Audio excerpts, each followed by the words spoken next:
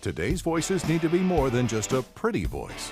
Today's voiceover talent has to be a boss, a VO boss. Set yourself up with business owner strategies and success with your host, Ganguzza, along with some of the strongest voices in our industry.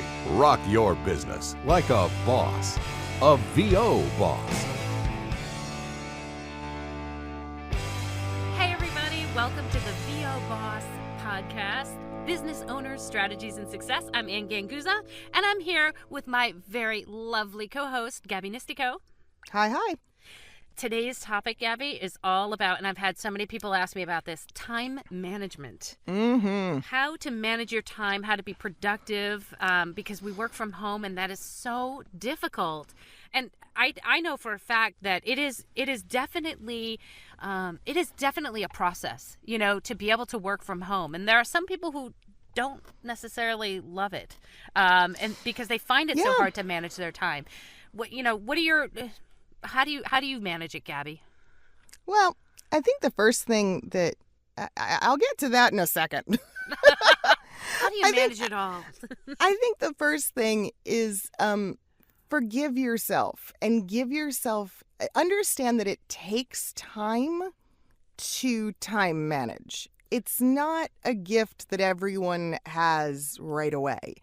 Definitely making the transition from working for someone else and going to an office every day and working from home can be challenging. So give yourself some leeway there. Don't put too much pressure. For me, and what I had to do over the years is a couple of things. The first is I had to create rules. And I had to really create an environment that separated my office space from the rest of my house so that it's literally like a different mindset. I cross that threshold and I'm stepping into work. I'm stepping into my office. And the rest of my home doesn't exist during those hours. I like that. From even silly things like if I take a break, I don't have a bathroom inside of my office space. So, taking a bathroom break is just that. It's a break. I'm leaving the office when I go to do it. Lunch, I'm leaving the office, even if I'm just going to my kitchen.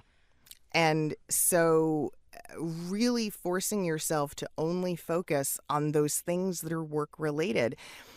It can be tough. We kind of get into a home mindset of, there's dishes I could be doing, or there's laundry, or maybe I could, whatever it might be that distracts you. And it's usually domestic chores that become very distracting. Right. You can't. Or you children. got to do them.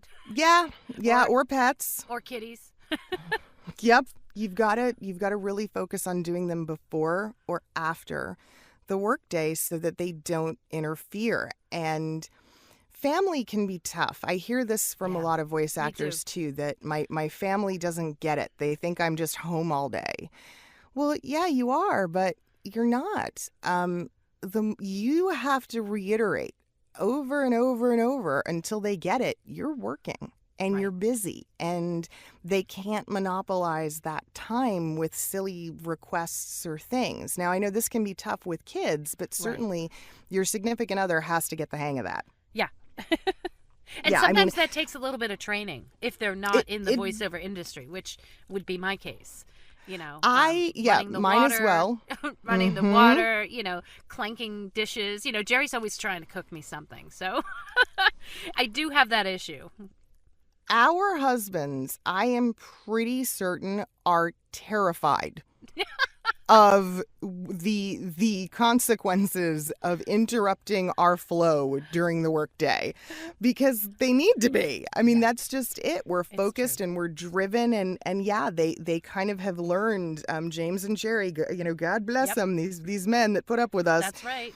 They have had to really learn, okay, no, I can't just walk in there and start yammering about whatever's going on with me. Yeah. Or asking, or, and I have, I have times during the day that I actually, in terms of time management, that I have to say, okay, these are my session times. I'm either in session or, and at those times, my husband, he goes outside of the home for work, but he can't call, and he can't call during that because the phone will ring and it will interrupt my session. And so I get that all the time by spammers, because I actually have a landline still, even though it's not like a traditional, copper wire landline. It's still a landline that I have. I'm not, a lot of people I know are doing just their cell phones, Right. but I have a landline as well. So that, without me turning it off completely, I will get the occasional phone ring that will interrupt.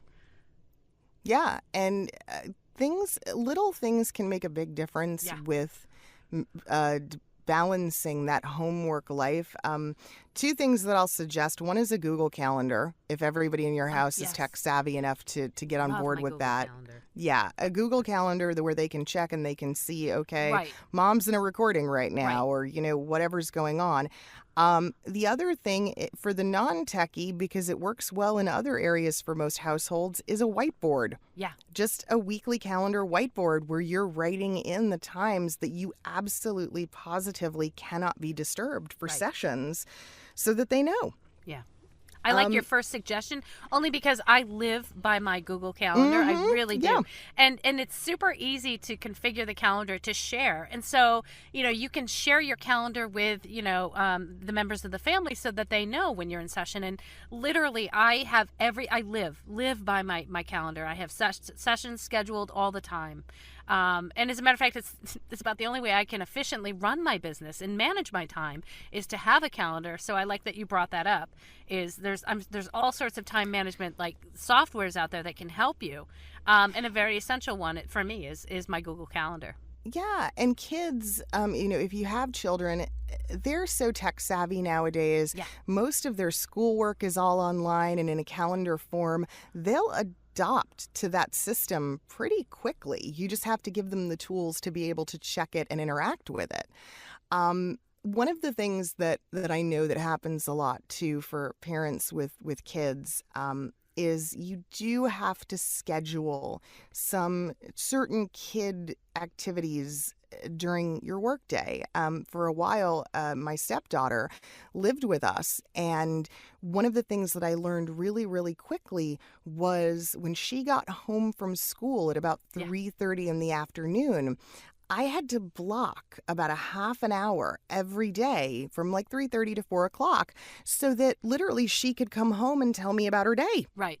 Yeah. And we could interact and we could talk. And so she didn't feel A, like she was interrupting me. Right. And B, so that she wasn't kind of isolated in essence. Sure. And not having somebody to come home to. So, that became part of my workday. It just became a line item. Absolutely. And sometimes you have to do things like that, but then you also have to have times that you're scheduling that are very specific to tasks, whether it be marketing or sales or accounting or collections or whatever things are going on that are essential for your business. Right. Block them, because if you don't do that, that's when it becomes easy to put them off. Right. Forget about them.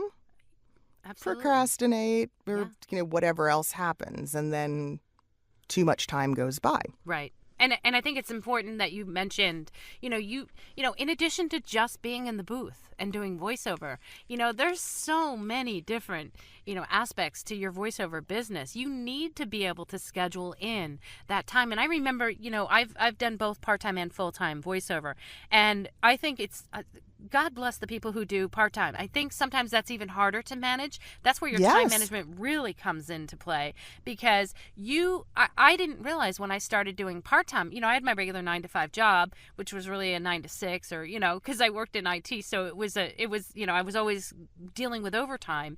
But I never scheduled enough time for marketing. And so I wondered, doing voiceover part-time, I wondered, how was it that I was going to get any jobs, and I was like, what happened? Why am I not getting any jobs? Well, it's because I didn't schedule the time to do my marketing, to go out there and actually, people can't hire you if they don't know you exist. It's essential. For sure. Absolutely. It's totally essential. So I think that, again, time management and whatever software it is that helps you do it, I like my Google Calendar. And I also have a to-do list, believe it or not, that I actually write on still. Now I'm feeling old and archaic, but I actually write because I want to make sure I don't lose my handwriting skills. But I actually do write. And I know that there's a lot of people that may or may not do that, in their time management, but I have a digital calendar and a digital to-do list, and I write down things as well, because I believe that helps me to affirm many things and to solidify things. And also that's where it comes to goal settings. Write them down. Put them in your calendar. I am a paper girl. Every year, I mean, it's like a ritual for me. I go to Barnes and Noble and I buy the annual Barnes and Noble desk calendar, and I spend just a little bit more money than you need to on a desk calendar, because it's beautiful and I love it and it's pretty, but it's my it is my ritual, and I write everything down in it, and if I have to leave the office, it comes with me. And then when you're finished, do you check it off? Oh God, yes. Oh my gosh. I cross off everything. That's my deal. That's so satisfying, isn't it? When you cross that the sense of satisfaction from crossing things off and moving on is so great to me. And there's something about actually physically crossing it off with like a pen or a pencil versus checking it off from me. But maybe some of our younger listeners will be like, why don't you just use that? Use notes or use whatever it is. It's whatever works for you. Absolutely. It's all good. I know some people that even though they do a digital version, they use the strike through feature. Yes, so that they are crossing it off, Yep. even though it's as opposed to just deleting it and then it disappears. So they'll strike through, and it gives you the same sense of satisfaction. It does. And actually, I like that you admitted that you're a paper girl, because honestly, you're talking to a scrapbooker here. And I literally, I love paper. There's something about paper. Yeah. And I don't scrapbook as much as I used to because I'm busy with my voiceover career, which is a good thing. But I do love paper. I think I consider myself a 50-50 girl. I'm very technical, but I also love that feel of paper. So like Gabby said, whatever it is that works for you.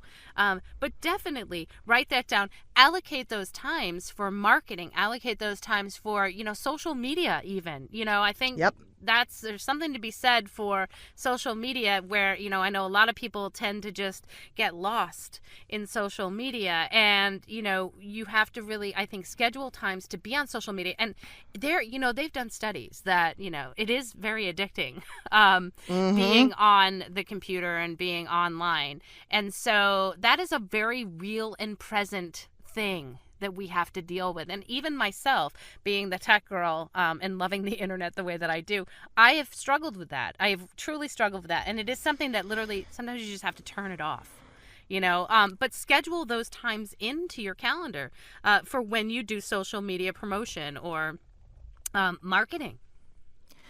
Well, I believe sometimes you just have to turn it off, period. Yeah. When I got started and I first went full-time into voiceover, I mean, part of it was I was much, much younger, too.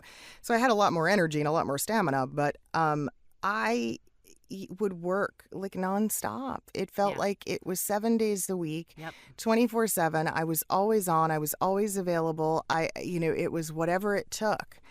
And now a lot of things have changed, and I've learned that I have to set office hours, and I try. I don't always succeed at this, but I try whenever possible to schedule lunch so that I really do feel like I'm getting a break and I'm getting out of the office for a little while. Yeah, I remember I tried to call you the other day and you were out to lunch. You were physically out to lunch. Yep. And I thought, what a great idea that she makes the time to just get out. And I love that, because I think that really helps you in terms of being more productive and even being more creative, to be able to schedule that time away.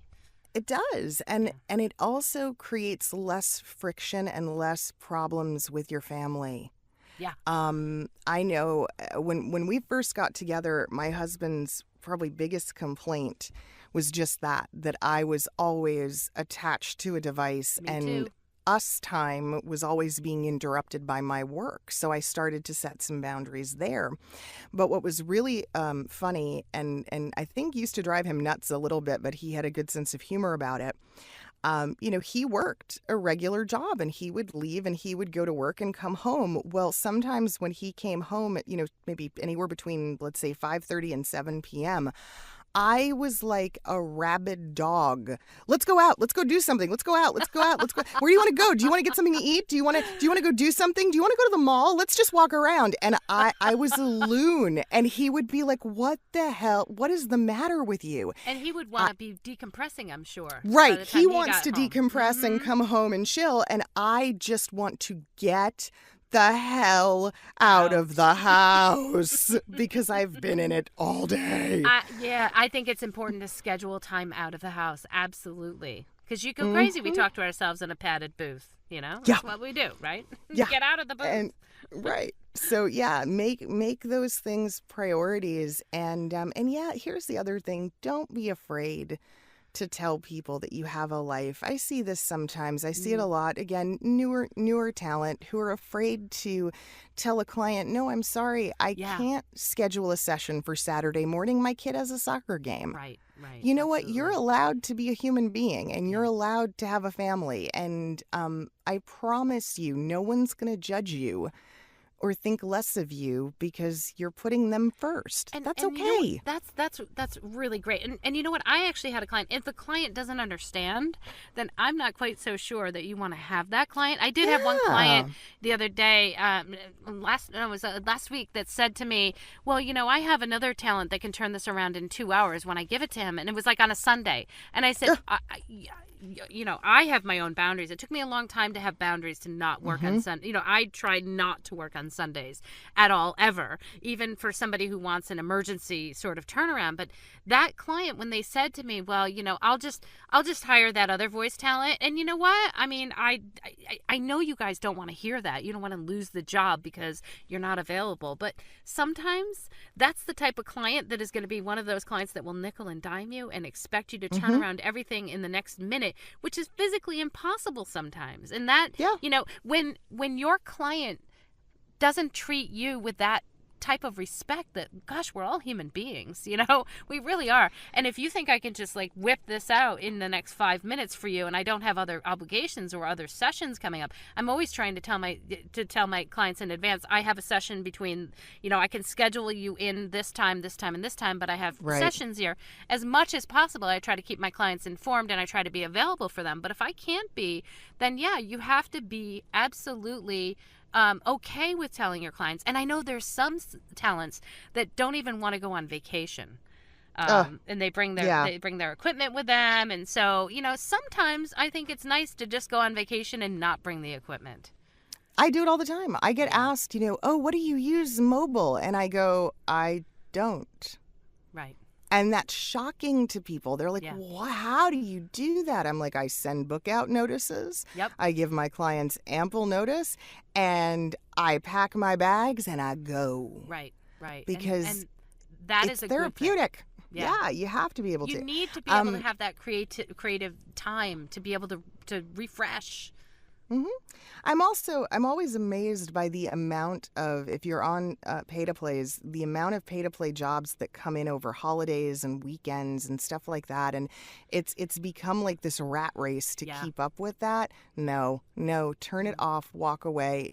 Nothing that you are going to miss out on in that 24-hour time period is going to be more important than the time that you get with your family. Don't worry about it. The other thing that'll happen, and I promise you this, is there will be moments. I had this happen not that long ago, within just a couple of weeks. You will have the oddball moment where maybe you're just sitting at home, you're not really doing anything, it's late in the evening, and your phone rings, and you go, oh, what the heck, I'm just going to pick it up. And it turns out to be a job that's not only immediate, but that you can literally do because you're just kind of downtiming anyway. And you go, yeah, why not? I'll just make some money. Why not do that? And those are great when that happens, but that shouldn't be a driving force in your business. Right. That's just like a little bonus job. Yeah, exactly. And I think too, when you get to a certain point in your life, I know that everybody's trying to make it and trying to be successful, and this is, this is going to make my business if I'm available 24/7. But sometimes, like as we said, if you can talk to your clients, I think they will truly appreciate it to know that you're human too, and that you do need that time. to reflect, and that once in a while, if you do get that job that's at an off hour, that you can do quickly. I mean, those are, I think, some of the best jobs. And I think if you've given yourself the time or scheduled in the time for you to have, relaxation and you time so that you can refresh and regenerate, that makes those all the more, all the more fun to do and rewarding. It really, really does. Yep. So again, set boundaries. Keep a calendar that your whole family can access. Yeah. Make sure that you're scheduling time for yourself first, so that, again, no one feels neglected. You at the top of that list. Yeah, absolutely. Schedule time to get out of the house, get out of the booth. I like that a lot. I like scheduling a lunchtime. I like that a lot. Yeah. And if you do go out to lunch, right, that's your business. It could be your business expense. Yep. Absolutely. I'm going to go, or go see, maybe go see a client, invite a client to coffee, or, if they're local, or lunch. I think that's or a always fellow voice actor. Right. Absolutely. And catch up. And that can still be business, and that can be expense, which I think is great. Yep. And schedule your tasks. Schedule the less tangible parts of our day, things besides just auditioning and bookings, so Marketing, that branding, accounting. Yeah, Yep. sending out those invoices, responding to emails too. It's amazing how much time emails take. Out of your day. Gotcha. I remember analyzing that at one time. And this was even in my job prior to being voiceover talent. I would spend probably 5 out of my 8 hours a day, because I was in customer support, responding emails. And that took a big portion of my day. And I was like, oh my gosh, if I could just stop writing emails, I could actually call people on the phone and talk to them, which is something I think we all long for when we work for ourselves at home. Sometimes, I need that. I need that communication. I need that because there's something to be said for communicating to, other people, like face to face or, over the phone, that it really is energizing. Yes. So. Yes, agreed. And remember, household chores, non-essential items, they can wait. Those are things that you always used to handle before or after work. Right. You have to continue to handle them before or after work. Absolutely. And make that berry. I like to make the berry when I step out of my office. That is when I enter my office, that is hours for work. I'm scheduling that time. When I step out of the office, then, sometimes that time is scheduled too, but it's scheduled time for me, scheduled time for my family, scheduled time for my kitties, all that good stuff. Unless the kitties are part of my business, which actually is the case in another division of Ganguzza voice talent. There is VO Studio Cats. So I actually, that was a fun part of my job to schedule. I did schedule time to work on VO Studio Cats. And so that's awesome. That included spending time taking tons and tons of pictures of my cats. And wow, what a great way to enjoy your little kitties and your passions, and also make it part of your business. That's it. Like so many of us, a lot of us have pets, but we're creatures of habit. And the more that you work to make your schedule a habit and to make it consistent, you'll conform to it, and everyone else will too. My dogs know 12:30 every day, pretty much like clockwork, they get to go outside because that's break time. It's break time for everyone, them included, me included. And so if you can get a dog on that kind of schedule and to understand that, you can certainly do it for yourself. Right. And also, Gabby, just to ask you, the only thing I'm using right now to schedule for me, like software wise, is just a Google Calendar, and sharing that calendar with my family members. I don't, and a notepad, a really pretty notepad that I can write things down and cross them off. All I do is I have my paper desk calendar. I do use the Google Calendar for a lot of things. And then I have my record light, which notifies everyone of status if we haven't had a chance to communicate for whatever reason, or if something last minute came up. And outside of that, and again, I like redundancy. So yes, we also have a whiteboard in place to denote studio time slots. Yeah. Great ideas. Well, I think that, I think that it's so important that we have this podcast about time management because I think it's something a lot of us struggle with just, naturally, especially because there are no boundaries. So again, our takeaways are to make sure that you're setting boundaries. Make sure that you are, scheduling time for yourself, scheduling time for tasks other than just, being in the booth, right? All those tasks that are required for your business. And, take time to just shut down. Sometimes just to, get out, get away. Don't, maybe go on vacation without your travel rig. And don't beat yourself up. Don't feel like you're trying to keep up with the Joneses. What works for one voice actor might not work for you, and that is perfectly okay. And yeah, absolutely. That's going to be another podcast episode where we... I think Lewis just came in. Hi! It's okay. Don't worry. It's me and Ann. Wait, Gabby, we didn't schedule that. No, it's true. It's true. We didn't schedule that. See, here we go. Perils of home recording. And that, yeah, exactly. That's bringing us to another podcast episode that we're going to have about the truth about home studio recording. Oh, yeah. So great. Thanks so much, Gabby. I think this was a great podcast episode. I'd like to thank our sponsor, IPDTL. So if you guys liked our podcast and love the quality of it, which we do, you too can record like a boss and find out more at ipdtl.com. From all of us at the VO Boss Podcast, have a kick-ass week, stay focused, and rock your business like a boss. A VO Boss. You can like us on Facebook at VO Boss Podcast and Twitter at VO_boss. Subscribe to us also on iTunes or Stitcher. Thanks, guys. Have a great week. We'll talk to you soon.